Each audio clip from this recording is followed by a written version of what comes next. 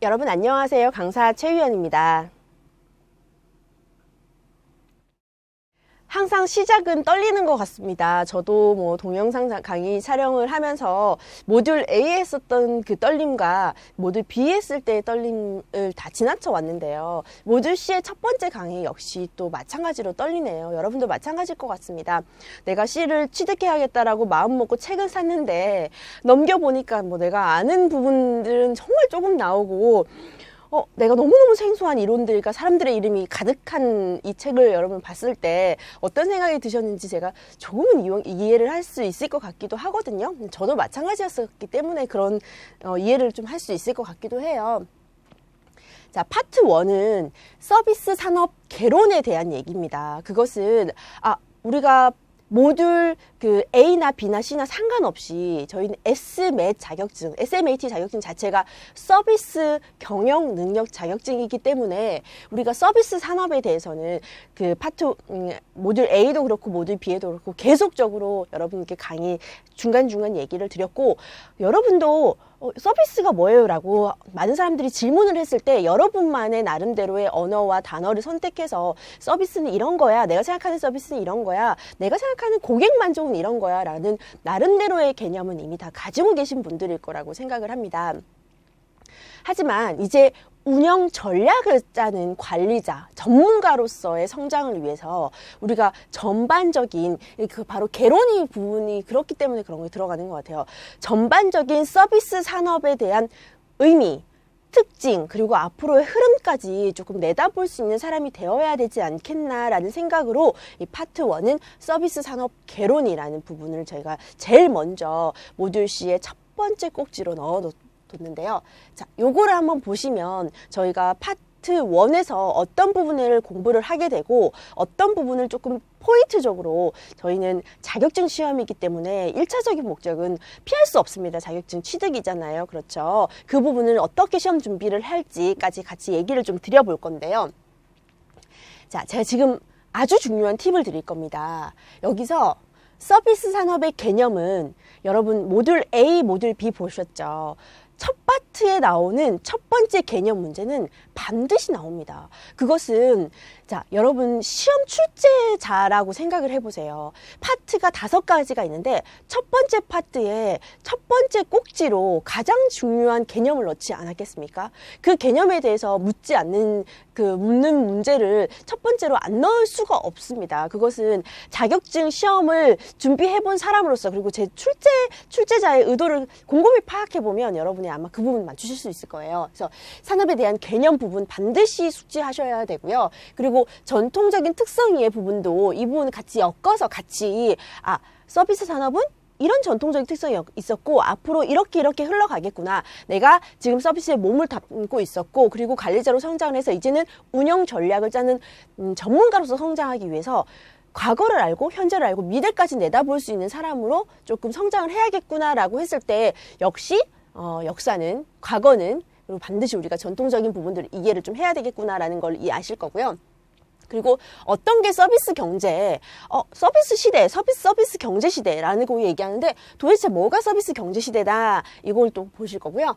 유형별 서비스의 이해를 좀 보시고 마지막에 서비스 패러독스와 비즈니스 모델의 이해 부분이 보실 건데, 각 파트별로 제가 그 1파트의 각 꼭지별로 중요한 부분을 하나씩 찍어 드릴 거예요. 그러니 공부하실 때 절대 어렵다라는 느낌 안 드실 수 있도록 제가 자세하게 설명을 좀 드려보도록 하겠습니다.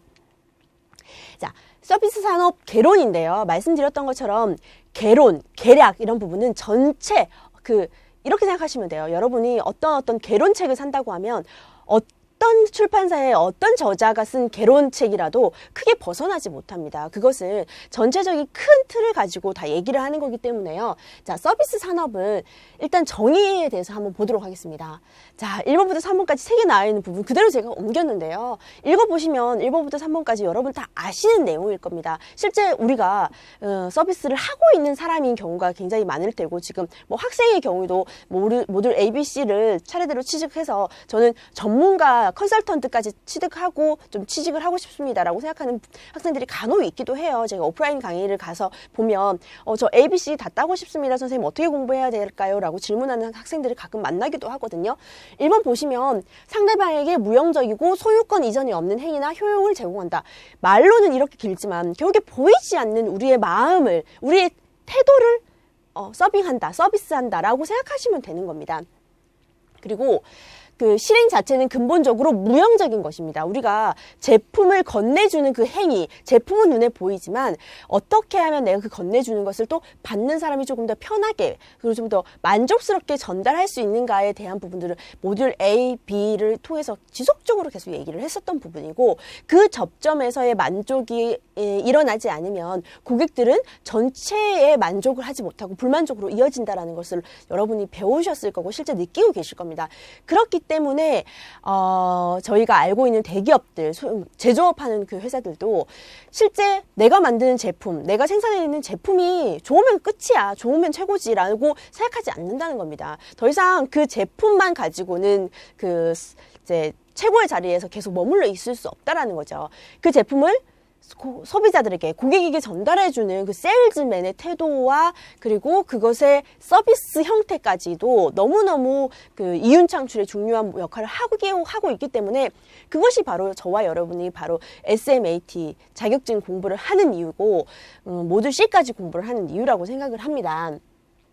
특정 장소와 시간에 고객에 대해서 일정한 가치를 창조하거나 편익을 제공하는 경제적인 활동이다. 3번 여러분 다시 한번 읽어보겠습니다. 특정 장소와 시간에 고객에 대해서 일정한 가치를 창조하거나 편익을 제공하는 경제적인 활동이다. 여기서 여러분 물건이라는 단어 나옵니까? 아니죠. 물건 아니고 고객에게 일정한 가치를 창조하고 편익을 제공하는 경제적인 활동이다. 이것이 바로 우리가 눈에 보이지 않지만 여러분이 하고 있고 제가 하고 있는 서비스 산업이 얼마나 중요한지, 얼마나 그 물건, 만들어진 그 물건만큼이나 중요한 것이 바로 여러분과 제가 하고 있는 서비스다라는 것을 알고 있으셔야 될 것 같아요.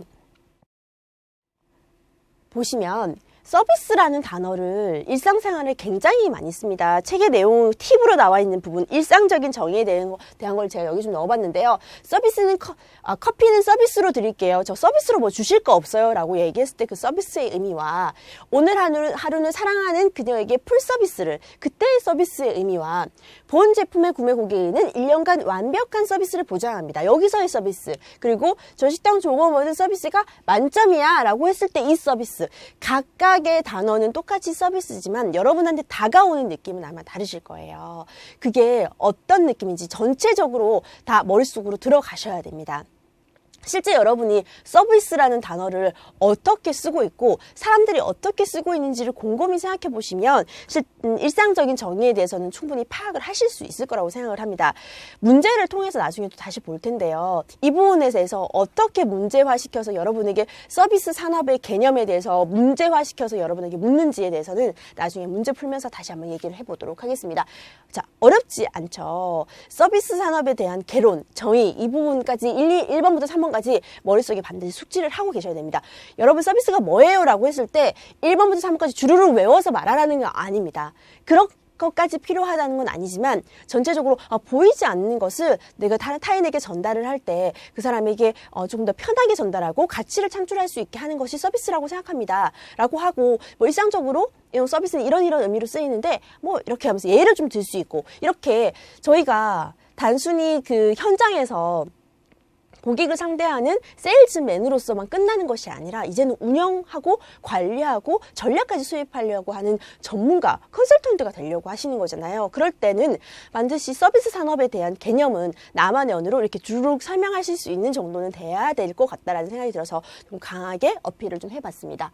이게 바로 서비스에 대한 일상적인 정의를 방금 보셨습니다. 자, 그 서비스의 경제학적인 정의와 또 경영학적인 정의가 또 나눠져 있는데요. 자, 우리가 단어 하나는 서비스지만 이 한 단어 가지고 굉장히 많은 일상적인 의미의 서비스, 그리고 경제적인 의미의 서비스, 그리고 경영학적 정의의 서비스가 다 있다. 이렇게 좀 나눠져서 있구나라고 그런 의미로 좀 개념을 생각해 보시면 되고요. 아담 스미스 세이 일반 경제학자, 그리고 이렇게 많은 정의들을 통해서 서비스가 경제적인 의미로, 그리고 경영학적인 의미로 또 이런 의미가 있다라고 책에 여러분이 한번 읽어보시면 됩니다. 그거 읽어보시고 나중에는 큰 덩어리로 서비스 산업에 대한 개념과 정의를 묻는 문제에서 여러분이 푸실 수 있으실 정도로 읽어만 보시고 넘어가시면 되고요.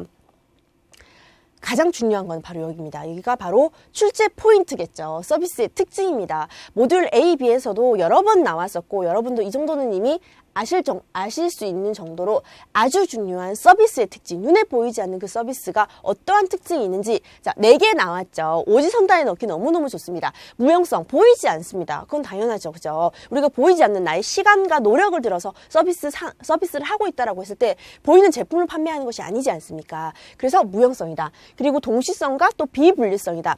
자, 여러분, 예를 들어서 제가 에스테틱에서 이 피부 관리를 한다고 생각하시면 제가 그 에스테틱 하는 그 서비스 동작과 분리될 수 있나요?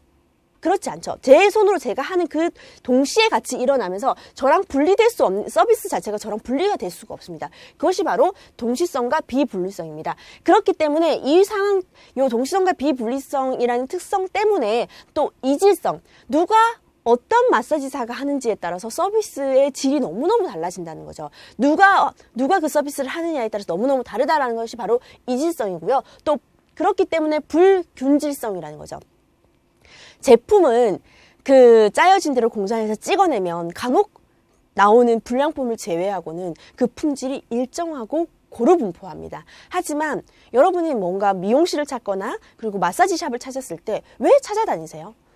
누가 자르든지 다르기 때문에 그렇습니다. 그렇기 때문에 불균질성이라는 것이 내가 저기에 가면 만족하지만 저기에 가면 만족하지 않아. 서비스의 그런 특징 때문에 여러분은 만족하는 서비스를 받기 위해서 발품도 팔고 노력도 하는 것이라는 생각이 들거든요. 그렇게 좀 생각을 해보시면 이 3가지의 그 특성이 다 머릿속에 이해가 됐을 거고, 또 마찬가지로 소멸성 또는 재고 불능성입니다. 자, 제품을 만들어 놓고 팔리지 않은 제품을 쌓아놓을 수 있습니다. 그랬을 때 필요했을 때 다시 팔 수 있는 재고로 만들어 놓는 것이 가능한데, 사람이 하는 서비스 자체는 제가 안 하면 제가 저 이제 끝났어요 라고 하고 손을 놓고 퇴근을 해버리면 거기서부터 바로 서비스가 끝나는 겁니다. 제가 다시 거기에서 서비스를 시작하지 않는 이상 이미 그거는 저장되어 있거나 차곡차곡 쌓여 있는 것이 아니잖아요. 그렇기 때문에 서비스가 이러한 특징이 있다라고 머릿속으로 확실하게 이해를 하셔야 됩니다. 이것은 오지선다로 특징 자체를 묻는 문제도 나올 뿐더러 의미 자체에 대해서 여러분이 알고 있어야만 앞으로 모듈 C의 전체적인 그 문제를 푸는데 계속 그 의미가 바탕이 됐을 때에만 문제를 풀 수 있는 문제들이 나오거든요, 여러분. 그렇기 때문에 이게 계속해서 이 서비스의 특성을 바탕으로 하지 않는 문제는 없다고 보시면 돼요. 그만큼 여러분이 문제를 푸는 데도 중요하고 모듈 C를 이해하는 데도 중요한 파트이기 때문에 서비스의 특성은 반드시 이해하시고 숙지하시고 넘어가셔야 될 것 같습니다. 그리고 여기 교과의 팁에 보면 서비스의 기본적 특성에 따른 서비스 경영의 문제점이 좀 나오는데요. 우리가 이렇게 보이지 않고 내가 하는 동시에 이루어지고 어떤 사람이 하느냐에 따라서 너무너무 다르고, 그리고 바로 재고가 쌓이지 않고 바로 소멸해버린 이러한 특성 때문에 서비스를 만족할 만큼 고객이 만족하게끔 하기 위해서 대응 전략이 딱 나와 있거든요. 그래서 무형성의 특성 때문에 어떻게 대응을 하고 이질성의 특성 때문에 어떻게 대응하는지 이 부분을 조금 읽어보시고 넘어가시면 좋을 것 같습니다. 이건 시험 문제를 이해하고 풀 수 있는데 굉장히 기본이 되는 그 이해 파트이기 때문에 여러분이 반드시 조금 아셔야 되는 부분입니다. 자, 그리고 또 한 중요한 용어가 나오는데요. 바로 서비스 패키지입니다. 제가 요거는 한번 공략을 걸어 보아도 좋을 것 같은데요. 제가 며칠 전이죠. 제가 시험을 보고 왔는데 서비스 패키지가 나왔더라고요. 그 문제가. 그러니까 그만큼 파트 1에서 이 서비스 패키지라는 단어, 용어에 대한 설명은 반드시 여러분이 알고 넘어가셔야 되는 중요한 부분이다. 의미가 바로 특정한 환경에서 서비스가 재화 및 정보와 함께 결합되어 제공되는 상품의 묶음이다. 여러분, 패키지, 여행 패키지라는 거 아시죠? 그게 뭐 호텔이나 비행이랑 묶어서 패키지고 차량 그 렌트카까지 넣어서 패키지, 뭔가를 묶어서 한꺼번에 판매한다, 한꺼번에 제공받는다라는 것이 패키지라는 것은 여러분이 의미는 이해하실 거예요. 그랬을 때 특정 환경에서 서비스가 재화랑 정보랑 같이 결합되어서 제공되는 상품의 묶음이다. 그것이 바로 서비스 패키지다라는 의미를 조금 이해를 하시면 될 것 같아요. 자, 이렇게. 자, 서비스 패키지의 구성 역시 굉장히 중요하고 문제에 자주 출제가 되는 부분입니다. 자, 처음부터 하나씩 읽어볼게요. 서비스 경험, 명시적 서비스, 보이는 거라고 생각하시면 됩니다. 그리고 묵시적 서비스, 보이진 않지만 내가 느끼는 서비스라고 생각하시면 되고요. 정보 한번 읽어볼게요. 효율적이고 개인화된 서비스 제공을 위해서 누구에 대한 정보죠? 고객에 대한 정보가 바로 서비스 패키지에 들어있는 구성 요소라고 생각하시면 됩니다. 자, 지원 설비는 서비스 제공을 위해서 반드시 필요한 물리적 시설 및 설비다. 보조용품은 서비스 제공 과정에서 고객이 추가적으로 구매하거나 제공받는 물품이다. 서비스 패키지의 의미가 무엇인지, 그리고 구성이 어떻게 구성이 되어 있고, 명시적 서비스가 어떤 의미며 정보가 어떤 의미인가에 대해서 문제로 출제가 되고 있습니다. 그렇기 때문에 이 부분은 굉장히 중요하게 여러분이 공부를 하셔야 돼요. 자, 제가 지금 PPT 매 장마다 너무너무 중요합니다, 시험에 나옵니다라고 얘기를 드리고 있잖아요. 그래서 저 선생님은 찍어준다고 하더니 PPT 한 장마다 다 중요하다고 하네, 다 외우라고 하네 라고 생각을 하실 거예요. 그것은 제가 책을 꼼꼼히 검토를 하고 어떤 부분에서 문제로 출제될지 한 장으로 만들어 왔기 때문에 그런 거거든요, 여러분. 뒤쪽으로 넘어가면 그만큼 이거는 파트 1이기 때문에 조금 더 세세하게 제가 제 PPT를 구성해 온 것도 있지만, 뒤로 넘어갈수록 굉장히 방대한 부분입니다. 그게 여러분이 가지고 계신 책에 참고 도서를 좀 보시면 알 것 같아요. 참고 도서가 비단 서비스랑만 관련되어 있는 참고 도서가 아니라 마케팅 부분과 경영학적인 부분들을 관련된 책들도 굉장히 많이 들어 있습니다. 그만큼 이 모듈 C는 서비스 운영과 전략에 관련되어 있는 너무너무 방대한 자료들을 섭렵을 해서 통합적으로 만들어낸 책이기 때문에 여러분이 공부를 하실 때 수월하실 거라고 생각하지는 않습니다. 하지만 마찬가지로 시험을 내는 출제자의 입장에서도 마찬가지일 겁니다. 그렇게 범위가 방대하다면 도대체 기본적으로 그 서비스 운영 전략을 하는 전문가로서 반드시 알아야 되는 포인트들만 결국에 50문제로 추려내야 되거든요. 그럴 때 서비스 패키지는 빠질 수 없다라는 것을 여러분한테 강조를 또 드릴 수 있을 것 같습니다. 자, 서비스 트라이앵글인데요. 이것은 그 경영학의 구루라고 하는 필립 코틀러의 아주 중요한 내부 마케팅과 외부 마케팅, 그리고 상호 마케팅이 같이 세 가지가 믹스가 돼야지만 결국에는 서비스가 만족스럽게 이루어질 수 있다라는 것입니다. 회사와 직원들, 자, 회사에서 소속돼 있는 직원은 내부 마케팅, 바로 문화, 기업 문화, 상호 간의 약속, 인적 자원, 직원 충성도, 이런 부분들이 내부 마케팅이고요. 회사와 고객은 외부 마케팅, 그 회사의 정체성과 이미지 충성도, 이런 부분들이고, 직원과 고객, 저희가 바로 여기 있는 거죠. 직원과 고객, 상호 마케팅, 서비스, 고객 만족, 서비스 품질. 결국에는 어느 한 부분도 떨어지지 않고 잘 믹스되고 잘 융합이 됐을 때여야만 바로 서비스의 만족으로 이어질 수 있다라고 생각을 하시면 됩니다. 회사와 고객은 외부 마케팅, 회사와 직원 간은 내부 마케팅, 직원과 고객 간은 상호 마케팅을 통해 최고의 브랜드 가치를 창출하는 서비스 모형이다 라고 해서 각 내부 마케팅에는 어떤 부분, 외부 마케팅에는 어떤 부분, 상호 마케팅에는 어떤 부분을 해서 트라이앵글로 생각을 하시면 됩니다. 여기서는 저걸 선생님 저 어떻게 외워요? 라고 하시겠지만 그것만 기억하시면 돼요. 서비스 트라이앵글이라는 단어, 서비스 트라이앵글은 필립 코틀러에 의해서 주장되어진 거고, 회사와 고객이 내부 마케팅인지 회사와 고객이 외부 마케팅인지 여러분 그거는 보시면 아실 거 아니에요. 그래서 이 세 가지 트라이앵글을 통해서 최고의 브랜드 가치를 창출하는 서비스 모형이다라고 그 정의 자체를 알아주시면 문제 푸는 데는 크게 어려움이 없을 것입니다. 자, 서비스 산업이라는 것이 결국에는 어떤 의의를 가지고 어떤 특성을 가지고 있는지 여러분이 우리가 그걸 알아야 되는데, 자, 이렇게 볼게요. 책에 나와 있는 부분 그대로 옮겨왔습니다. 이거 한번 처음부터 끝까지 한번 보시면서, 자, 결국에는 서비스가 제공하는 것이 목적이고, 이거 부분 보셔야 돼요. 생산과 공급, 판매를 하는, 서비스를 생산하고 공급하고 판매하는 산업을 바로 우리가 서비스 산업이라고 한다. 일반적으로 물적 생산물과 서비스 생산물을 합쳐서 일반적인 산업이라고 하는데, 예전에는 물적 생산물, 제조업이 훨씬 더 각광받는 중요한 시대였습니다. 하지만 점점 나아가면 나아갈수록 서비스가 중요하고 그 제품을 파는 그 과정 역시 서비스에 들어가기 때문에 서비스를 무시할 수 없는, 점점 그 중요성이 증가되고 있다라고 생각을 하시면 되고요. 그게 바로 서비스 산업에 대한 이해다, 얘기다라는 것을 이 부분을 좀 통해서 여러분이 알아주시면 될 것 같습니다. 그리고 어떤 특성이 있나, 이것도 말씀은 아까 저희가 얘기했던 것처럼 무형정, 보이지 않는다. 그리고 분리될 수 없다. 그리고 분리될 수 없기 때문에 이질적이다. 내가 하는 것과 또 다른 사람이 제공하는 서비스가 다르다. 이질적이다. 그리고 사람이 하는 거기 때문에 재고가 축적되지 못한다. 이렇게 서비스에 대한 특성은 제가 지금 말한 것처럼 무형성, 이질성, 불균성 이렇게 단어를 내뱉지는 못하더라도 의미는 여러분이 알고 계셔야 된다는 겁니다. 자, 이 부분 좀 볼게요. 고객의 주관적 판단에 의해서 효용성으로 품질 관리가 어렵다. 저희가 서비스라는 것은 100% 만족이 있기가 굉장히 어렵습니다.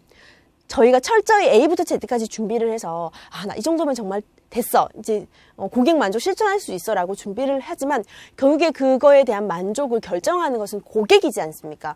고객의 마음, 타인의 마음까지 우리가 조정을 할 수 없기 때문에 주관적 판단에 의한 거기다. 그렇기 때문에 저희가 그 주관적 판단에서 나오는 불만족을 듣고 VOC 기억나시죠? 그들이 하는 소리, 컴플레인까지 다 받아들여서 계속 바꾸고 노력하고 개선시키고 또다시 선순환 구조로 해서 결국에 우리가 충성 고객으로 우리에게 만들기를 원하고, 그 충성 고객이 기업에 이익을 창출하기 원한다. 그거는 궁극적으로 우리의 ABC 모듈의 전체적인 그러니까 궁극적인 목적이라고 여러분이 이해하시면 될 거예요. 자, 노동 집약적 성격이 크므로 인건비 비중이 크다. 결국에 사람이 하는 거기 때문에 결국에 계속 손을 탈 수밖에 없거든요. 그 부분 알아주시면 되고, 수요자의 기호가 변화한다. 이 부분 때문에 저희가 계속적으로 연구하고 한 번 공부했고 한 번 파악한 것을 가지고 연구를 가지고 계속 있을 수가 없습니다. 내가 변하는 것처럼 우리 물건을 사고 우리의 서비스를 제공받으려고 하는 고객 역시 변하고 있습니다. 여러분 모듈 A에 고객 심리 부분 기억나실 거예요. 고객은 이런 심리가 있습니다라고 하고 고객의 변화 부분도 기억을 하실 건데, 다 기억 못 하시는 거 아니시죠? 모듈 A 다 패스하셨다고 지금 머릿속에 확 지워버리신 건 아니실 거라고 제가 판단을 해요. 고객은 너무너무 다양하고 복잡하게 변화해 가고 있습니다. 자, 요새 여러분 그 지하철이나 버스 이용하시면서 보시면 굉장히 어린 친구들도 그 스마트폰이나 그 태블릿 PC에 대해서 너무 조작을 너무너무 쉽게 하는 걸 보고 저는 솔직히 좀 놀랐는데요. 저는 디지털 스타일이 아니고 아날로그적인 사람인데 저도 이게 뭔가 하는 게 어려웠는데 그 조그만 3살짜리, 4살짜리 아이가 너무 자연스럽게 그 핸드폰을 조작하는 걸 제가 보면서 이렇게 빠르게 변하고 너무너무 똑똑해지고 사람들이 복잡해지는구나. 이런 소비자들을 우리가 어떻게 만족시킬 수 있을지 끊임없이 노력을 해야 되겠구나라는 생각을 제가 했습니다. 그만큼 기호가 변하는 거를 항상 인지해주고, 여러분은 서비스 산업에서 같이 일을 하는 사람이기 때문에 반드시 그 부분에 대해서 조금 아셔야 될 것 같아요. 그렇기 때문에 최신 트렌드에 대해서도 민감하게 반응하셔야 되고요. 저도 제가 아날로그인 건 알지만 디지털이나 새롭게 변화하는 거에 대해서 항상 촉각을 곤두세우고 보고 있거든요. 내가 그런 사람이 아니지만 나는 그 서비스 산업, 그런 사람들이 모여있는 곳에서 그 사람들에게 서비스를 제공하는 사람으로서 일을 하고 있기 때문에 절대 그 부분은 무시할 수는 없다라는 생각은 하셔야 될 것 같습니다. 계획적인 생산 활동이 어렵다. 사람이 하기 때문에 이런 부분들이 다 생기는 것이라고 생각을 해요. 이게 결국에는 또 마찬가지로 돌아오는 것 같습니다. 저희가 모듈 B에서도 좀 말씀을 좀 드렸는데, 내 자신에 대해서 알고 타인에 대해서 알려고 하는 그 노력들, 사람에 대해서 이해하려고 노력들이 없다면 결국에 서비스 산업의 컨설턴트, 전문가로서 성장하는데도 조금 어려움이 있지 않을까라는 생각이 드는데요. 이 부분 여러분 저 그 글로 되어 있는 텍스트 부분 공부하셔가지고 외워서 시험 문제 푸시면 됩니다. 시험 패스하는 거는 어렵지 않지만 그 모듈 C에서 제가 여러분께 강조드리고 싶은 마인드 부분은 머리부터 발끝까지 서비스 경영 마인드가 아니라 좀 여러분을 좀 바라보고 타인을 알아가려고 하고 타인을 이해하려고 하는 인간에 대한 관심을 좀 가져주십사 하는 부분들을 제가 계속 강조하게 될 것 같네요. 자, 미리 생산하고 재고할 수 없다. 이거 마찬가지로 재고할 수 없다라는 부분, 서비스의 특성 계속 강조했던 부분입니다. 이 부분 좀 보실게요. 자, 상이한 유형의 제품에 대한 평가 유형인데요. 이게 그림은 복잡하게 보이지만 여기 보시면 의료부터 의료 진단까지 품질, 경험적 품질, 신념적 품질 각각 그 카테고리별로 어떤 품질을 좀 보게 될 것인지에 대해서 보시면 됩니다. 자, 의류는 보고 내가 좋아하면 사면 돼요. 예쁘다. 이 색깔 마음에 든다. 이거 디자인 좋은데? 라고 탐색적으로 품질을 결정하게 됩니다. 평가하기가 굉장히 쉽습니다. 여러 사람들이 주관적인 판단이긴 하지만 나는 내가 진한 색깔, 비비드한 컬러가 잘 어울리는 것 같아 했을 때 비비드한 걸 보고 만족할 수 있기 때문에 평가하기가 쉬워요. 하지만 의료진단 부분으로 좀 넘어오면 신념적인 발음이 잘 안 돼요. 신념적인 품질을 보는 TV 수리, 법률 서비스, 병원, 자동차 수리, 의료진단 이쪽으로 갈수록 평가하기가 굉장히 어렵습니다.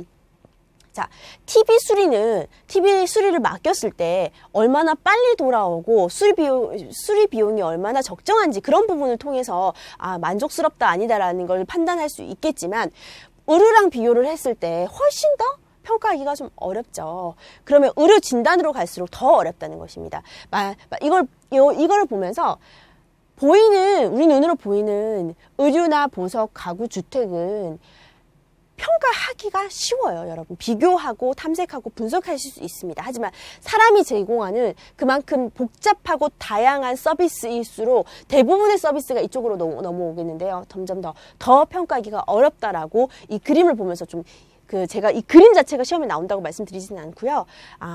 그만큼 서비스 자체가 사람에 의해서 제공되는 거기 때문에 평가하는 것이 어렵겠구나. 그럼 내가 제공하는 서비스는 나를 통해서 제공받는 사람의 주관적인 판단에 의한 거기 때문에 내가 100% 만족시키기 위해서 굉장히 많은 부분들, 구체적인 많은 부분들, 많은 포인트들을 관리하고 좀 집중해야겠구나라는 생각을 좀 하셔야 되고, 전문가와 컨설턴트로 여러분이 더 나아가고자 했을 때는 서비스 산업의 전반적인 개론뿐만 아니라 이런 특성까지 조금 이해하셔야 되겠구나라는 생각을 좀 하시면 될 것 같습니다.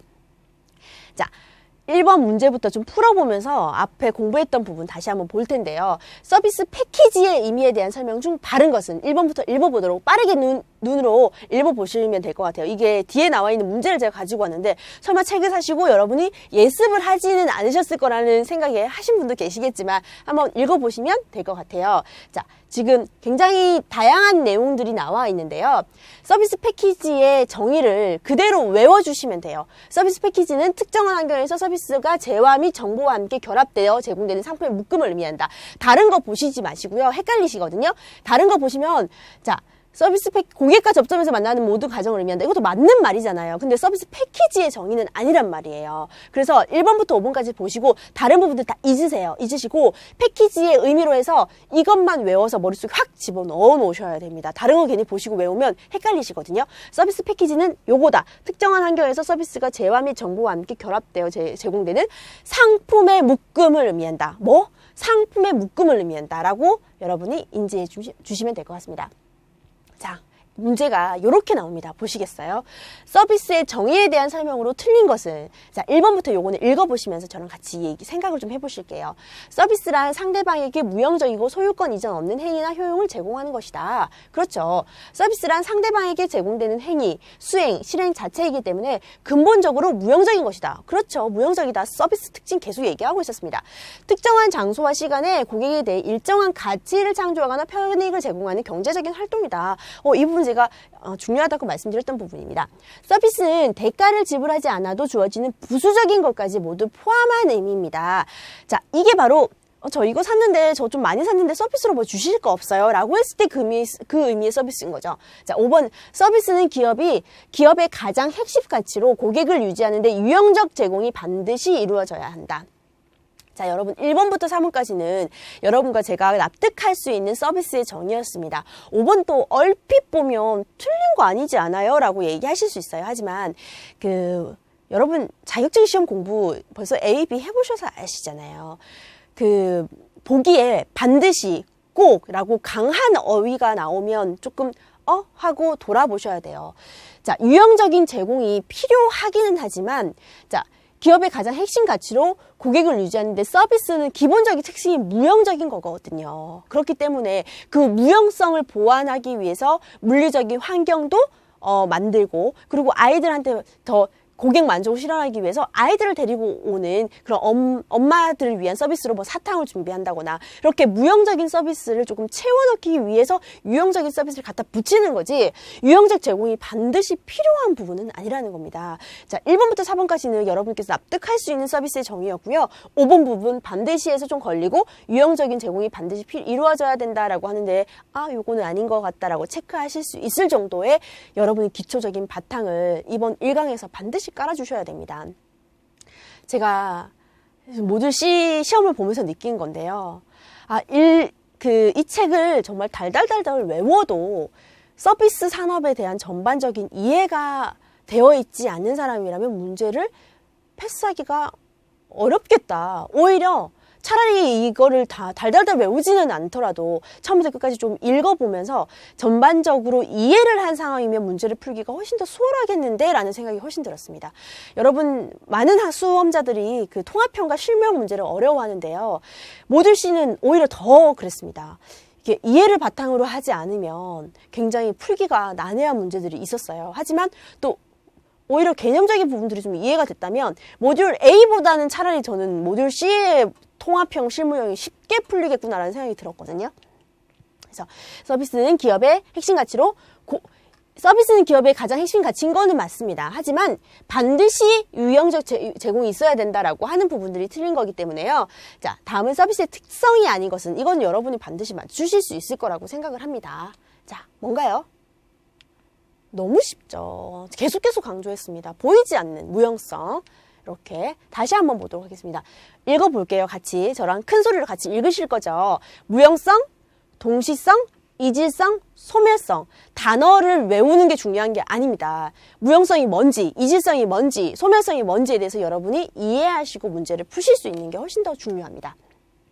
자, 여기까지 굉장히 책에는 작은 부분의 내용을 제가 한 강으로 풀었습니다. 그만큼 모듈 C의 파트 1의 첫 번째 강의에서 여러분이 서비스 산업의 전반적인 부분, 특성에 대해서 이해를 하지 못하면 앞으로 갈수록 점점 더 헷갈리고요. 점점 더 여러분이 이해하시는 데는 어려움을 겪으실 거라고 생각이 들어서 좀 작은 부분이지만 제가 많은 설명을 통해서 한 강으로 좀 꾸며봤거든요. 그래서 두 번째 강의에는 여전히 파트 1 서비스 산업 개론에 대해서 공부를 하시되 서비스 산업의 전통적인 특성을 이해하고 그리고 서비스 경제 시대에 대해서 이해를 하면서 이번 시간에 연이어서 서비스 산업에 대한 개론을 좀 더 자세하게 공부해보는 시간 갖도록 하겠습니다. 여러분 긴 시간 첫 번째 수업 좀 어렵다고 느끼시지 않으셨죠?